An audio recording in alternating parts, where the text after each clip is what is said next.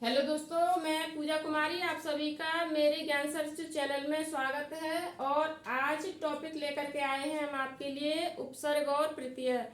तो मैं आज आपको पढ़ाऊंगी उपसर्ग और प्रत्यय के बारे में।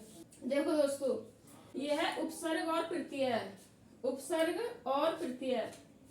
देखो दोस्तों, पहली बात तो यह है कि जब भी कोई टॉपिक हम पढ़ते हैं और उसे ढंग से समझने की कोशिश करते हैं, तो जब ही हम उस टॉपिक के बारे में ढंग से समझ पाते हैं और उसे पढ़ पाते हैं। तो दोस्तों, ये उपसर्ग और प्रत्यय, देखो इसके बारे में पहले मैं आपको बताती हूँ कि उपसर्ग क्या है, प्रत्यय क्या है। देखिए, जैसे मान लीजिए यह है उपसर्ग। उपसर्ग क्या है कि हमारे मतलब कि देखो, ये लिखा हुआ उपसर्ग। जो शब्दांश शब्दों के आदि में जुड़कर उनके अर्थ में कुछ विशेषता लाते हैं, वे उपसर्ग कहलाते हैं। मतलब कि कहाँ पर जुड़कर, आदि में जुड़कर। मतलब जैसे देखिए, जैसे हार शब्द का अर्थ है पराजय। क्या है दोस्तों? हार शब्द का अर्थ क्या है? पराजय। परंतु इसी शब्द के आगे प्र शब्दांश को जोड़ने से नया शब्द बनेगा प्रहार। क्या बनेगा दोस्तों? क्या बनेगा? प्रहार। ठीक है। देखो, हार शब्द का क्या है? ये क्या है तुम्हारे दोस्तों? देखो, ये है हार। हार का मतलब क्या है? हार का मतलब है पराजय। मतलब कि किसी को पराजित करना। क्या है? पराजय। ठीक है दोस्तों, मतलब किसी को पराजित करना। अब देखो दोस्तों, ये परंतु इसी शब्द के आगे प्र शब्दांश को जोड़ने से नया शब्द बनेगा प्रहार। ठीक है। अब ये शब्द है हमारा शब्दांश, इसके आगे हमने लगाया क्या? प्र। क्या लगाया? प्र। तो ये क्या बन गया तुम्हारा? प्रहार। क्या बन गया दोस्तों?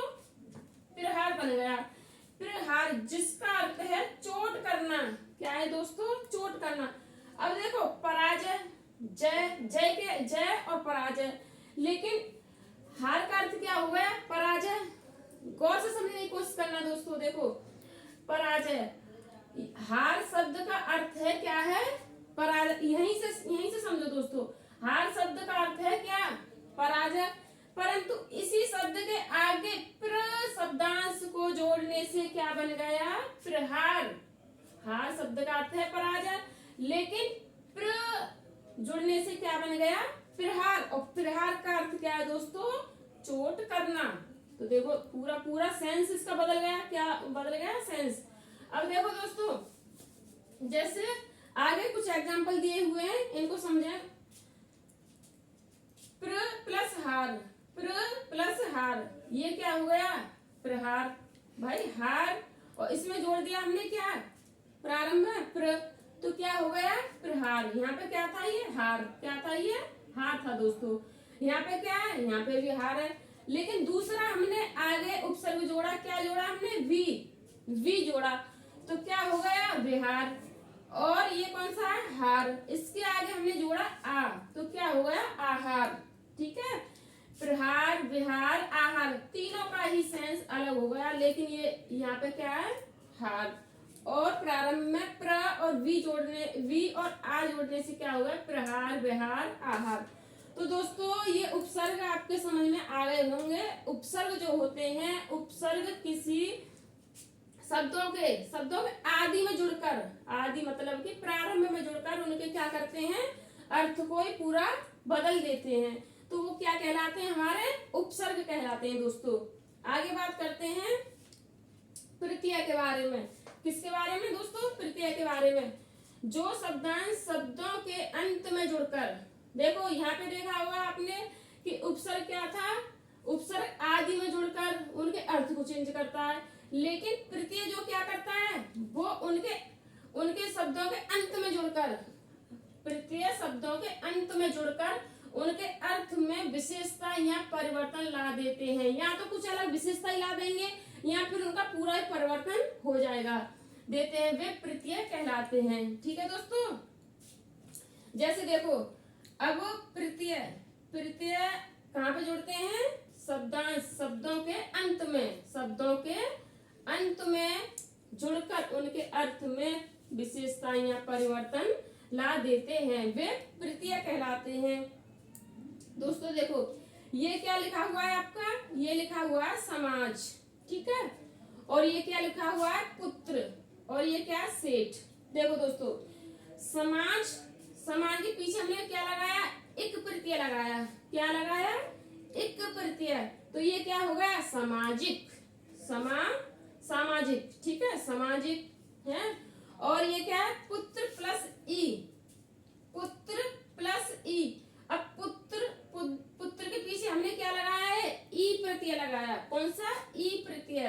तो देखो पुत्र का क्या हो गया, पुत्री। देखो अब पूरा ही इसका क्या हुआ, अर्थ बिल्कुल परिवर्तन हो गया। अर्थ देखो, पुत्र था यहाँ पर, पुल्लिंग था, लेकिन यहाँ पर क्या हो गया, यहाँ पर क्या हो गया, पुत्री हो गया। यहाँ पर क्या हो गया, आपका स्त्रीलिंग हो गया।